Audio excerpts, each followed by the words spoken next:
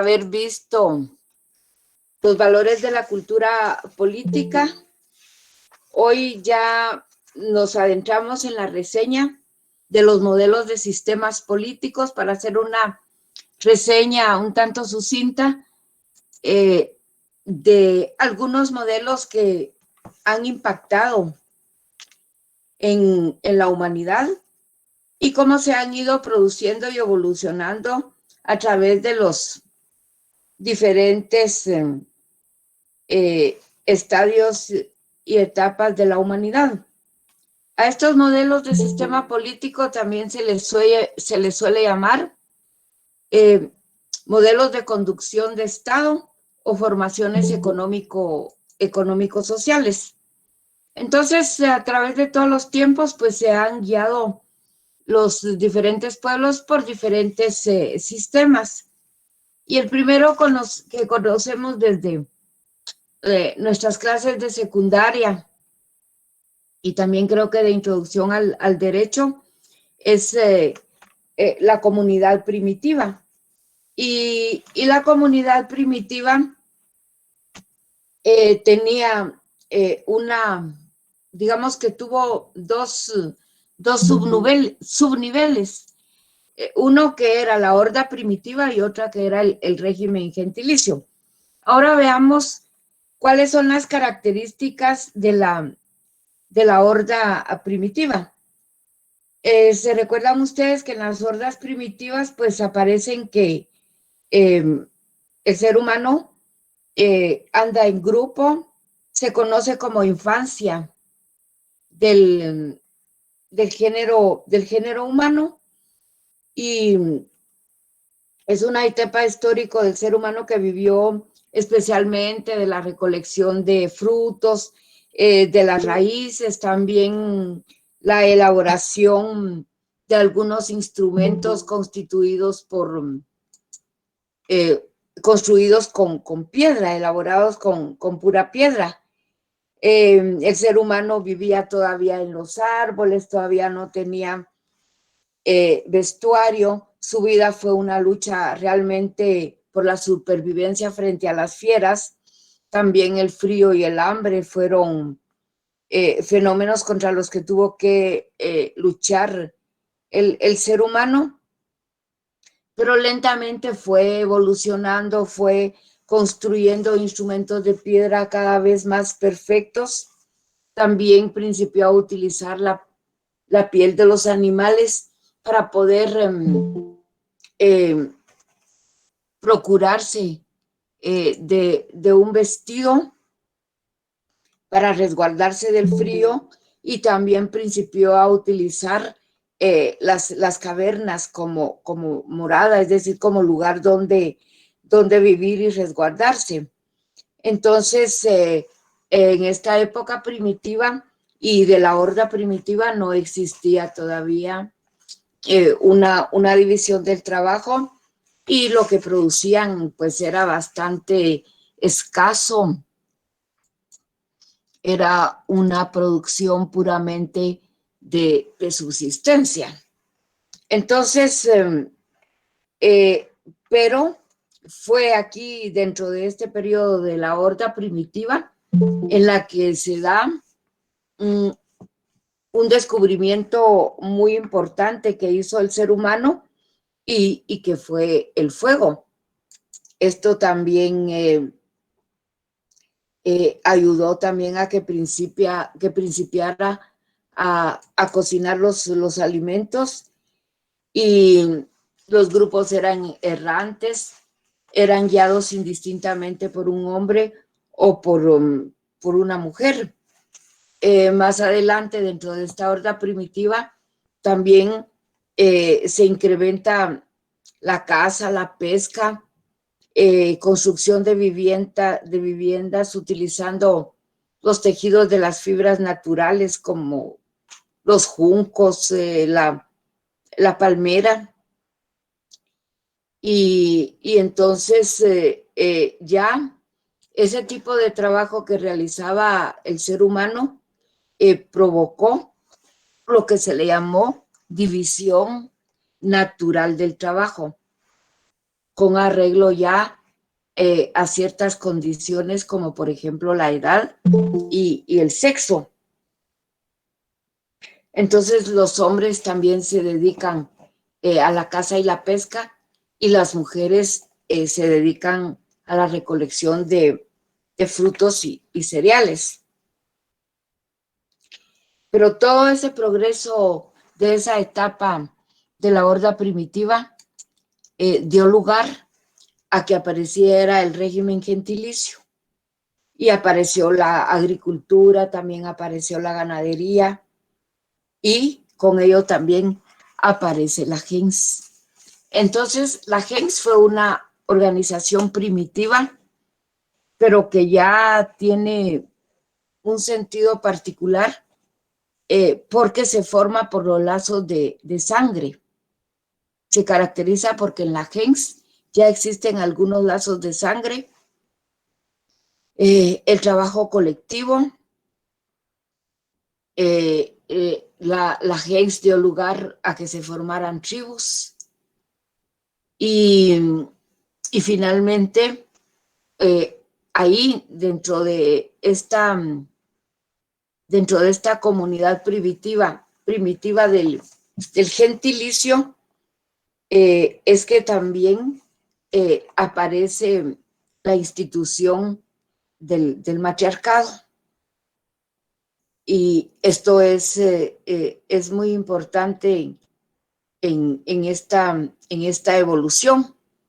Entonces a la gen se le considera como la célula primaria de la organización humana.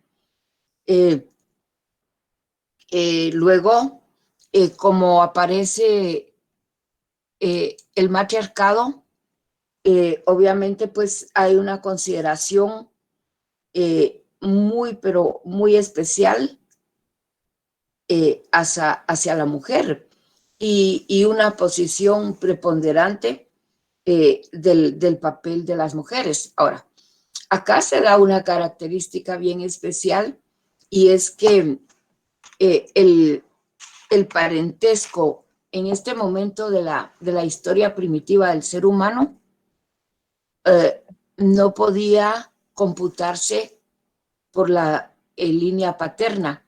Entonces, sí que la gens estaba vinculada por lazos de sangre, pero el cómputo del parentesco se podía establecer únicamente por vía materna, pues porque no existía aún el matrimonio monogámico, porque habían relaciones de promiscuidad. También en algunos estudios sobre la evolución humana aseguran la existencia de matrimonios por grupos. Significaba que una tribu se casaba con otra tribu, no matrimonios individuales de un hombre con una mujer, sino que el matrimonio de una tribu con la otra tribu. Y se le llamó la familia sindiásmica. Entonces, la evolución también de la agricultura y la crianza de ganado, a las tribus que eran pastoras, les dio insumos muy, muy importantes, porque ahí entonces también se provocó otra división social del trabajo. Y entonces ahí también aparece un grupo que es el de los agricultores y hay otro grupo que es el de los pastores. Entonces, ese desarrollo de las fuerzas productivas permitió que cada familia comience a tener una economía independiente en la que el hombre se queda al cuidado de la ganadería y agricultura y pasa a ocupar un lugar preponderante, y ahí entonces viene lo que podríamos llamar la primera derrota histórica hacia las mujeres, porque aparece el patriarcado. Entonces, el trabajo de cada familia patriarcal ya no precisó de la propiedad comunal.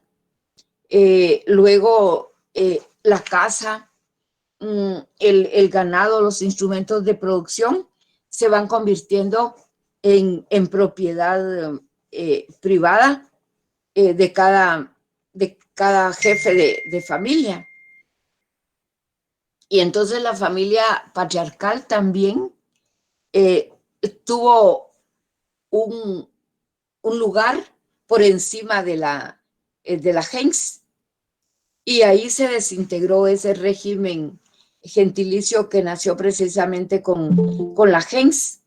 Y también, como ya la producción ya no fue exigua, sino que fue una producción más abundante, que ya no solamente estaba la producción de subsistencia, sino que estaban produciendo más por encima de las necesidades que tenía cada integrante de la gens.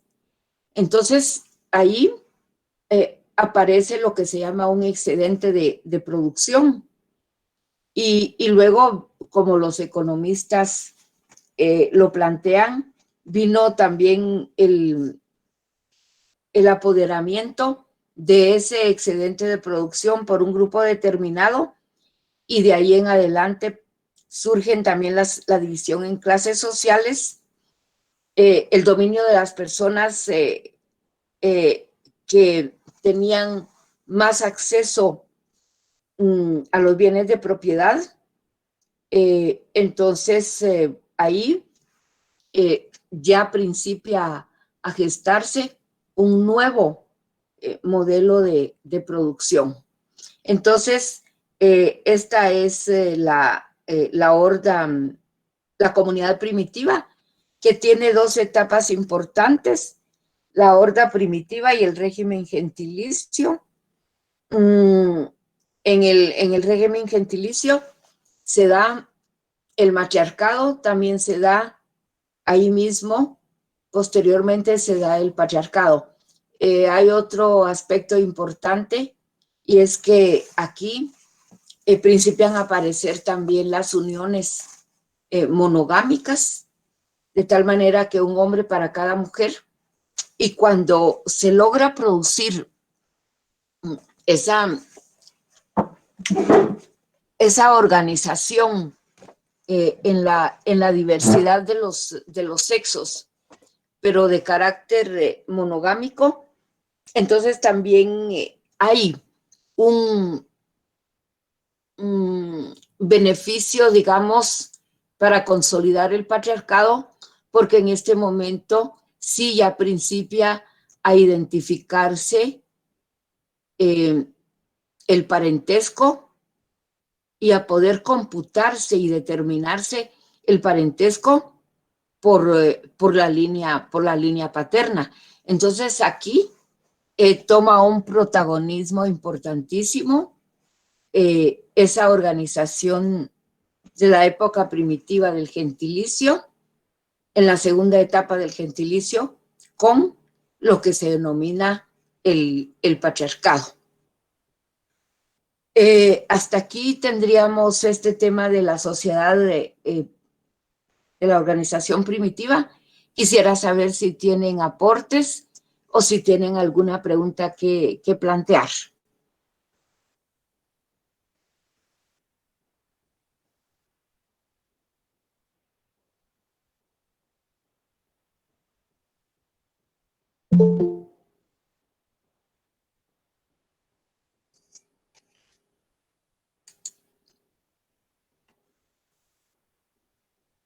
Si tienen alguna duda al respecto o algo que comentar, porque estos son temas que ya los conocen ustedes bastante, pues porque son parte de los contenidos que se ven en historia, estudios sociales. Y entonces, si no hay comentarios, podemos seguir con el siguiente régimen, que es el régimen esclavista. Y entonces el régimen esclavista es el que se sucedió a la comunidad primitiva. Vean ustedes que podemos decir que la palabra esclavo viene de la palabra esloveninu, y que así se le llamaba a los pueblos que eran esclavos, pero pueblos enteros que eran sometidos a la esclavitud en el Oriente medieval. Entonces, también viene la palabra esclavitud, viene de la palabra griega esclavo. Entonces, podríamos decir que del régimen o sistema esclavista, pues que fue efectivamente un sistema de organización social y de producción económica. Por lo tanto, le podemos llamar también sistema político o modelo de conducción. Pero resulta acá que los esclavos estuvieron despejados de sus derechos y de todas sus libertades. Fue un régimen sumamente cruel, porque fue la utilización de los seres humanos, pero, como les digo, despojados de todos sus derechos. Ya Aristóteles consideró que la esclavitud obedecía a la naturaleza de las cosas y que los que carecen de capacidad deliberativa son esclavos por naturaleza. Y Aristóteles, aún con todo su pensamiento y las construcciones y elaboraciones democráticas que hizo, no le quedó otra salida para justificar los planteamientos del ejercicio de poder en esa época, de que era un mal necesario. Porque tanto los griegos como los romanos se habían planteado una democracia, pero una democracia vista con los ojos de ese tiempo es una democracia muy particular, porque es una democracia que coexistía con la esclavitud, ya que las personas que eran reducidas a esclavitud, que podía ser por nacimiento, por haber cometido un crimen, también por compra, también porque eran el producto, el botín de guerra de un pueblo que había sido sometido. Eran las formas por las cuales se llegaba a ser esclavo, pero los esclavos eran considerados como una mercancía que podía ser comprada y vendida, es decir, que era considerada como un bien susceptible de compraventa y despojados de todos sus derechos, despojados de todas sus libertades. Vean ustedes que no eran considerados personas, sino que eran considerados bienes de trabajo y bienes de comercio. Entonces, Aristóteles fue duro en su planteamiento acerca del régimen de la esclavitud, porque afirmar en su libro La Política que existen en la especie humana individuos tan inferiores a los demás como lo son el cuerpo al alma o la tierra al hombre. Esos seres son adecuados para los trabajos del cuerpo y no son capaces de hacer alguna cosa perfecta. Partiendo de los principios que acabamos de establecer, estos individuos, dice Aristóteles, son destinados por la naturaleza a la esclavitud porque no hay nada mejor para ellos que obedecer. No existe gran diferencia entre el esclavo y la fiera. Existen hombres libres y esclavos por naturaleza. Y admitió que hay hombres que por su condición no merecen ser libres sino esclavos. También afirmó que los seres humanos que carecen de capacidad deliberativa son esclavos naturales.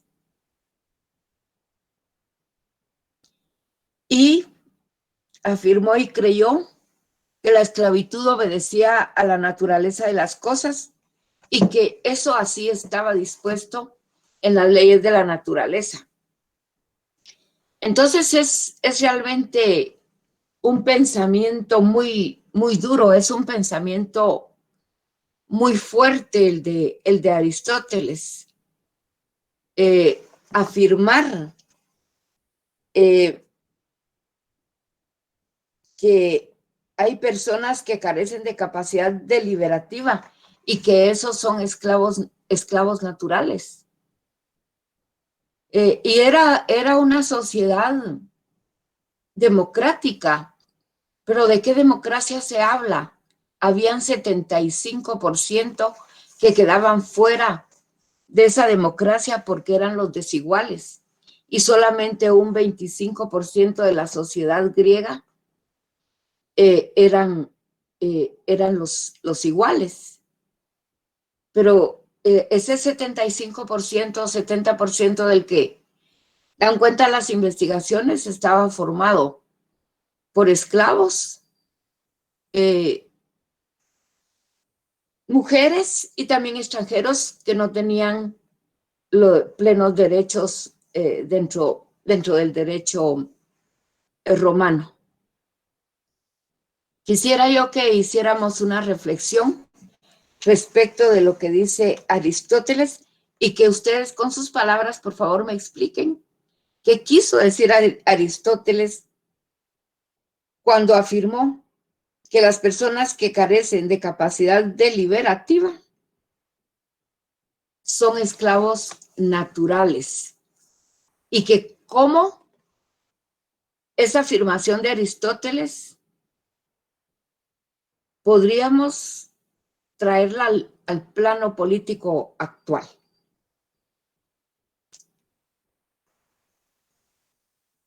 Queda para ustedes la participación.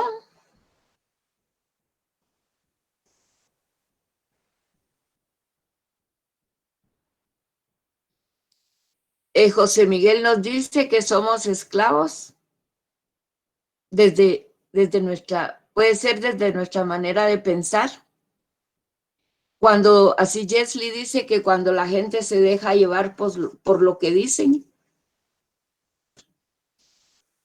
Claro. ¿Alguien más quiere complementar esos pensamientos? Porque es así.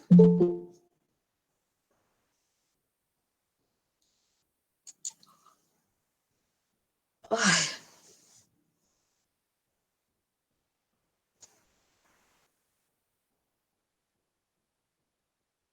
Así como Eloísa dice que cuando no se tiene la capacidad de defender sus criterios, que la ignorancia también nos hace esclavos. No alcancé a leer el nombre de la persona que participó en el chat.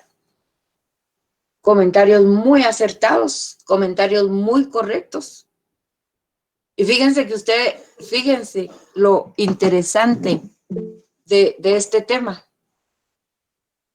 Estamos trayendo una concepción aristotélica del siglo V antes de Cristo. Dulce dice que al no tener discernimiento la gente solo sigue la corriente, se va para donde los mueve el viento o para donde van las aguas. Las personas casi siempre dependen de alguien que les diga qué hacer. Estoy leyendo las participaciones del chat, que no tienen capacidad de exigir sus derechos y sus libertades.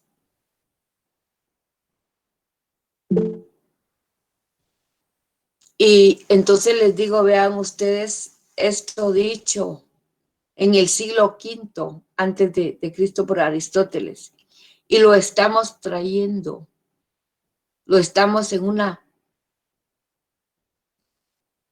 una teletransportación. Está por transportación virtual. El pueblo perece por falta de conocimiento, claro. Y lo traemos a este siglo. Doctora, Sí, adelante. por ejemplo, ahorita cabal se me vino a la mente esta situación de este sicario que le negaron la exhibición pública y la mayoría de gente en las redes sociales peleando y alegando que porque no se le habían dado, porque no se educan ni siquiera investigan en Google, qué tan fácil que es para saber qué significa esto, y solo se dejan llevar por un comentario que supone algo, y ahí va todo el mundo creyendo lo que ellos quieren creer, y ahí caemos en muchas cosas como en la sociedad actual, en irnos en contra de la corriente, por ejemplo, también, pero en irnos con la corriente y tener una gran ignorancia masiva. Sí, y entonces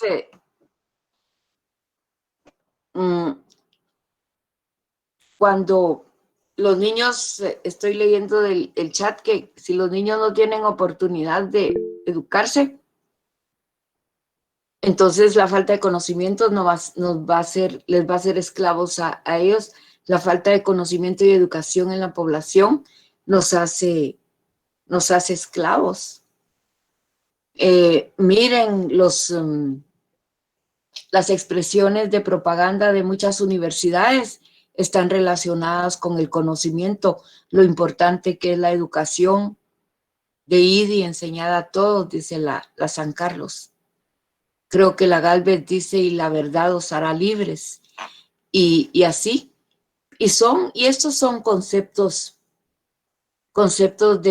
que tienen muchísima antigüedad. Así como lo planteaba Dulce, que hay criterios, como dice Maura Salaverría, que yo se las transcribí aquí en el texto en una clase anterior, y ella es dura cuando dice que hay, que hay gente que sigue la corriente como que fueran una actitud de rebaño, arrebañados es la palabra que ella utiliza, es la actitud de rebaño que no son capaces, de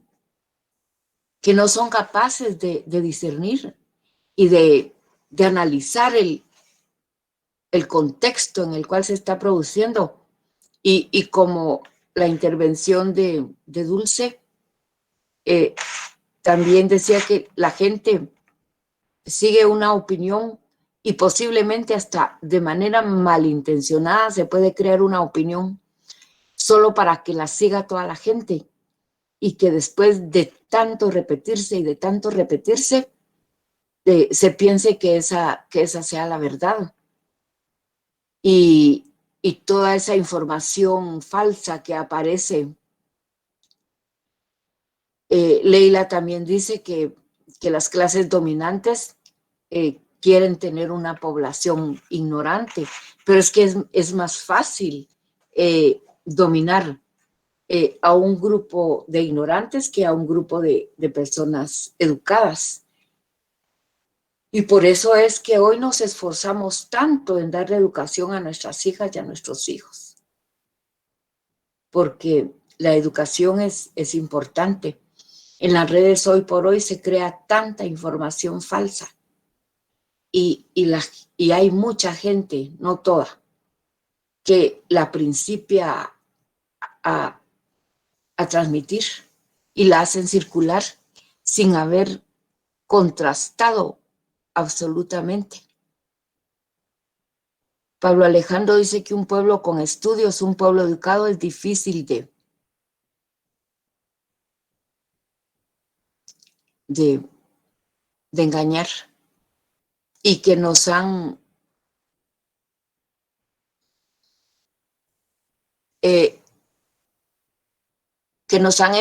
enseñado también que es malo ir contra la corriente. Había un chat aquí. Licenciada, buenas tardes. Yo no sé si usted, ¿qué tal? Mucho gusto. Y no sé si usted se recuerda que antes, cuando habían manifestaciones, el gobierno, pues así como que, bueno, una manifestación y estamos ahí, no hay problema. Pero cuando entraba a la Universidad de San Carlos a las manifestaciones, era donde ellos ya empezaban así como que, bueno, ya está la San Carlos, aquí es otro rollo, por decir así, ¿verdad? Sí. Sí, exacto. Es que en una época la Universidad de San Carlos tuvo un papel muy crítico porque efectivamente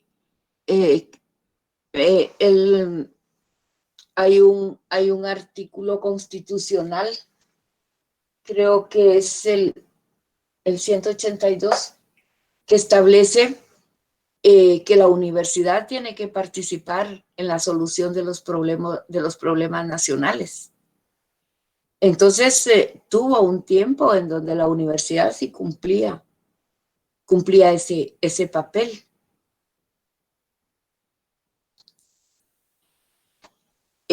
Y precisamente por eso sí había ya cierto respeto cuando intervenía la universidad. Y la universidad planteaba también soluciones y planteaba protestas para todo aquello que se veía que no estaba bien. Ahora su papel ha disminuido muchísimo en ese, que aquí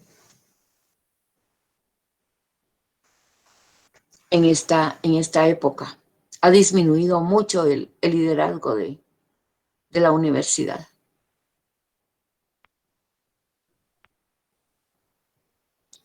Juan Pablo dice que ya no hay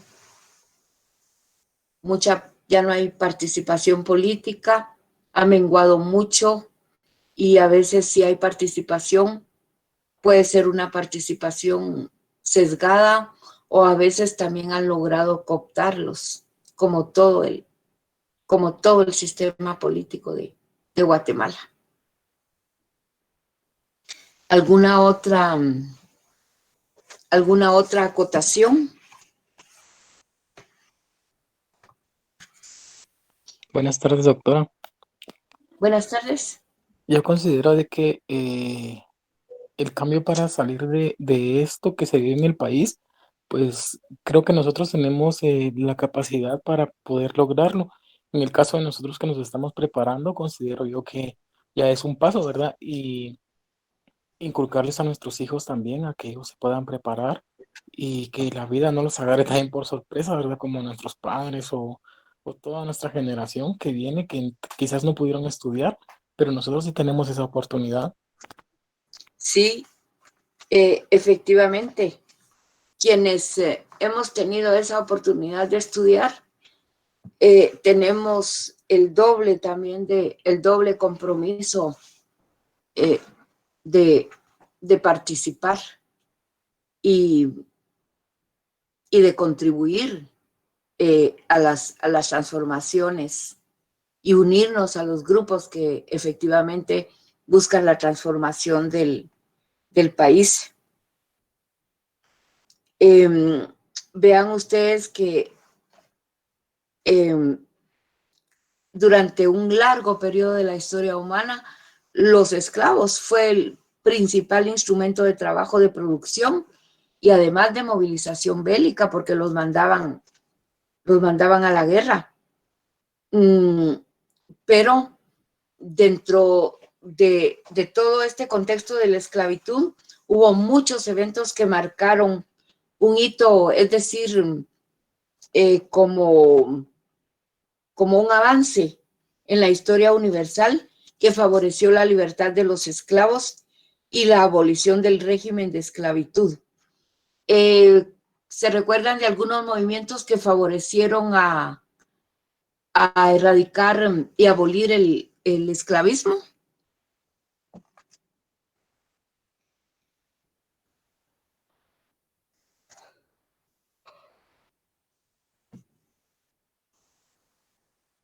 ¿Se recuerdan de algunos eventos que pudieron marcar un avance para abolir la esclavitud?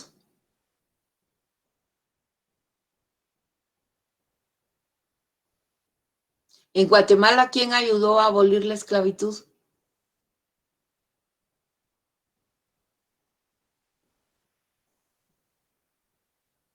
Licenciada, buenas noches. Buenas noches, Lidia. Buenas noches. Los que ayudaron fue la mano de obra, los mismos esclavos, los mismos, fue ¿cómo se llama? En ese tiempo ya no eran esclavos, sino que estaba el feudalismo, ¿verdad?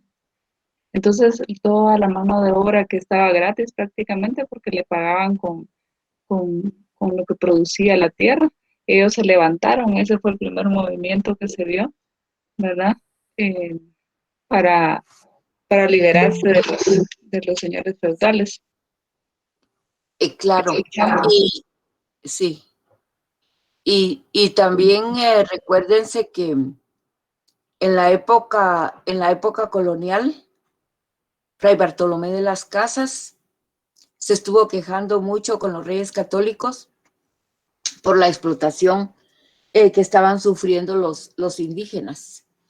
Y ahí está, Juan Pablo dice que Fray Bartolomé de las Casas, efectivamente, y además, solo que se tuvo también se cometió el error de sustituir una esclavitud por otra esclavitud, porque trajeron afrodescendientes como esclavos, que se suponía que entonces, como eran más fuertes que las personas de la raza indígena, entonces iban a resistir las duras faenas de ese trabajo. También a nivel universal podemos decir que el cristianismo, recuérdense que el cristianismo postula que todas las personas somos iguales ante los ojos de Dios, por lo tanto, cuando en Roma triunfó el cristianismo, principiaron a liberar a los esclavos. Y también hay una posición de algunos sectores que dicen que ya era tan caro mantener a los esclavos y sus respectivas familias que tuvieron que principiar a darle la libertad para contratarlos de todas maneras, como decía, creo que Lidia o Leila, habían ya expuesto que les sustituyeron por otros esclavos y entonces les pagaban y después que los liberan, pero de todas maneras los contratan por ni siquiera un salario, un emolumento, sino que con darles una parte de la tierra para que la cultivaran, pero todo lo que ellos cultivaban en las grandes tierras eran para el señor feudal, que ya el feudalismo fue el paso que siguió a la esclavitud. Pero también recuérdense que Benjamin Franklin fundó una organización para luchar por la supresión de la esclavitud de los negros en los Estados Unidos de América. La Convención Francesa decretó la supresión de la esclavitud. Recuérdense que El presidente Abraham Lincoln también expidió la ley de emancipación de los esclavos. Eso le costó la vida al presidente Lincoln de los Estados Unidos. En Latinoamérica también se produjo la abolición de los esclavos, también por ahí por el siglo XIX. La abolición de la esclavitud se concretó también en los diferentes instrumentos referidos a los derechos humanos, los cuales proclamaban la libertad y la igualdad de los seres humanos. ¿Recuerdan alguien dentro de su saber general podrá comentar algo acerca de la esclavitud, por ejemplo, en los Estados Unidos, y de cómo a los grupos afrodescendientes les costó y les ha costado y les sigue costando conquistar su libertad? ¿Alguien tiene algún comentario al respecto?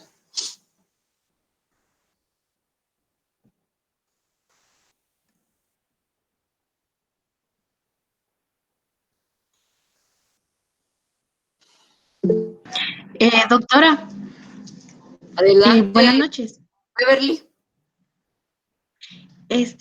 Haciendo un comentario sobre el racismo que también se está viendo en Estados Unidos, fue el que sucedió que iba una persona de raza negra caminando por la calle y de repente un americano le gritó que empezara a correr como lo hacía antes para escapar por su vida. Y esta persona estaba comentando que aún en un país que está bastante desarrollado y es una de las potencias del mundo, todavía se produce el racismo y cada vez que ven a una persona de distinto color, lo discriminan.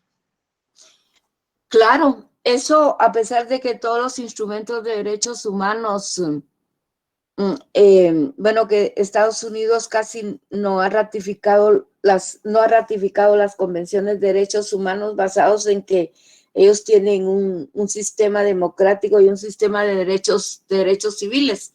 Entonces ellos no ratifican ni aceptan los convenios internacionales, pero si se supone que se vive en una democracia y el respeto a los derechos civiles de la persona humana, en ese sistema de derechos civiles se tendría que respetar a todas las personas.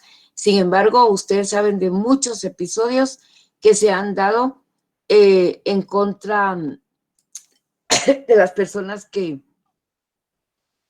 no son de la raza blanca de los Estados Unidos. Aquí en Guatemala también se ve esa discriminación en contra del pueblo indígena y también en contra de mestizos. Doctora, y en Estados Unidos también afecta bastante. En Estados Unidos también afecta bastante que aún existe el Ku Klux Klan. Sí. No los penalizan en todos los estados, porque dependiendo del estado así es la ley. Y con el movimiento de los neonazis, sí se está regresando a un racismo que tipo de los años 60, 70, donde los trataban como animales y ni siquiera los dejaban sentarse en el transporte público con la gente blanca, sino que los trataban así al fondo, no podían estudiar en las mismas universidades y más con el presidente que tenían anteriormente, se estaba marcando mucho más el racismo a la gente de color.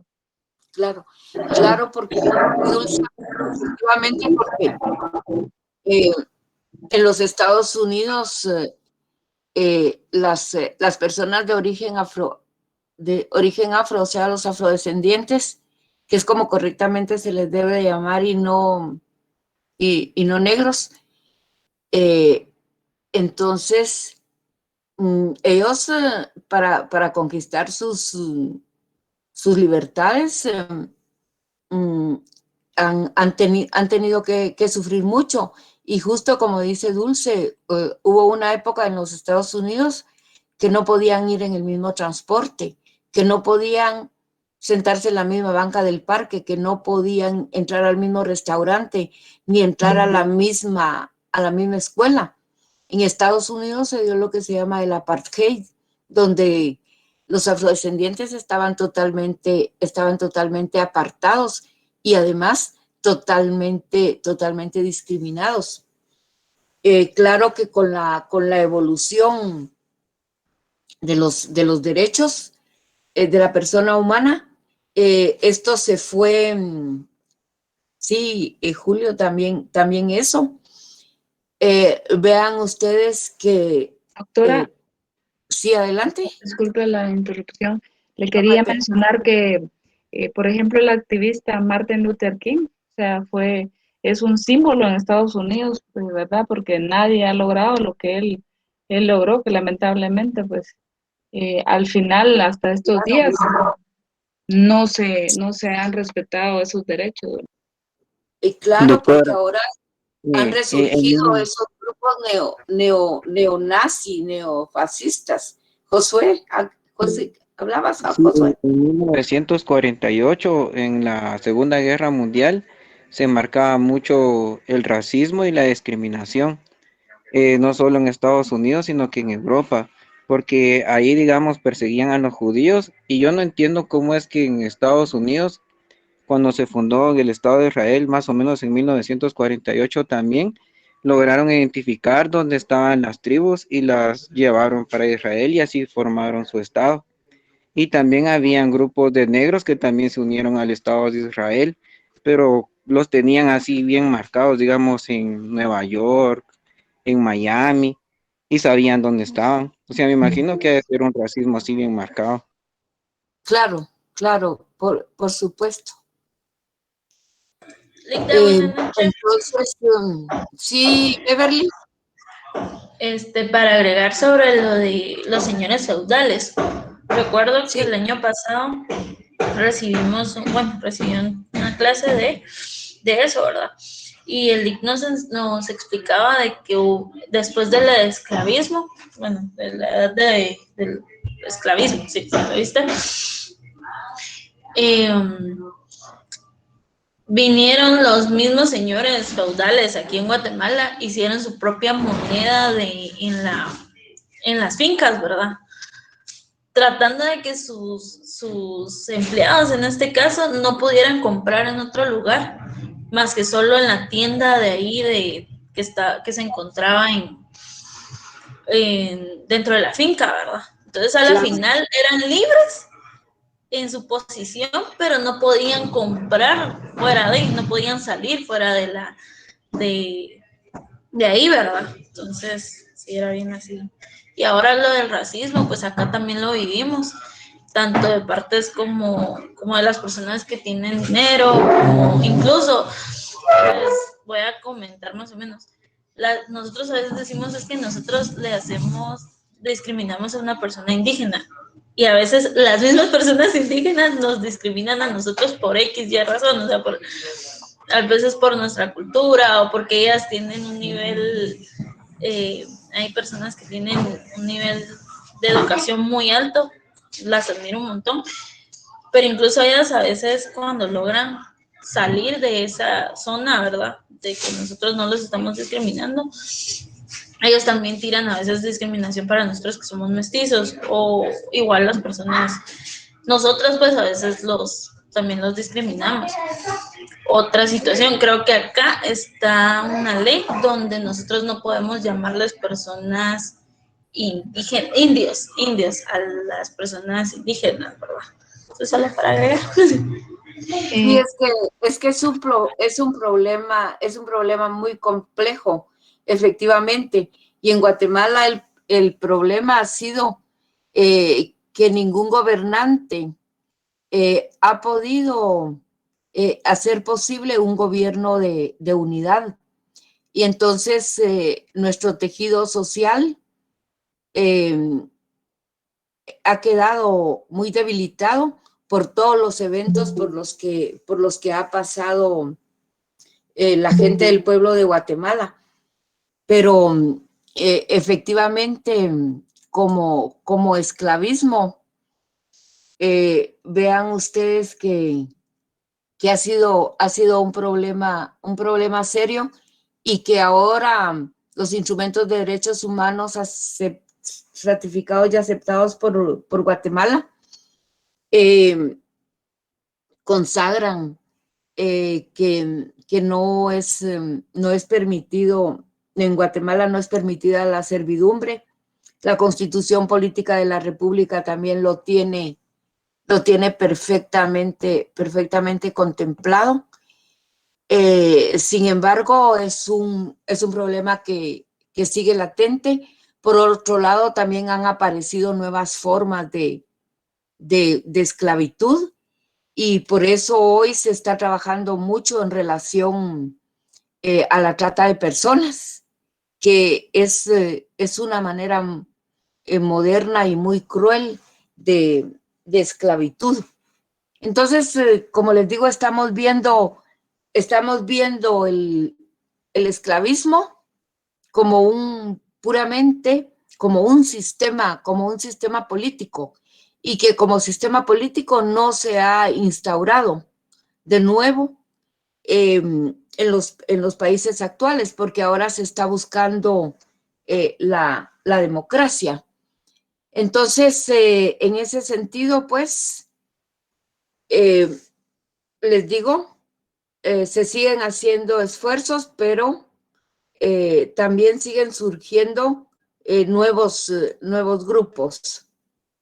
Entonces, ahí nos quedaríamos por hoy. Figúrense que ya están entrando los de la clase de las 7, porque aquí me están pidiendo que los admita, pero... Doctora, solo un aporte. Sí, adelante. Hay un documental muy bueno que está en YouTube, que es el nuevo nacionalismo. Así se llama, el nuevo nacionalismo. Y se trata de las ultraderechas que están ahora en Europa de tendencia. Sí, también se les llaman grupos neonazi o neonazismo también. Sí. Pensar que es un problema pequeño, pues la verdad es que ya está tomando fuerza.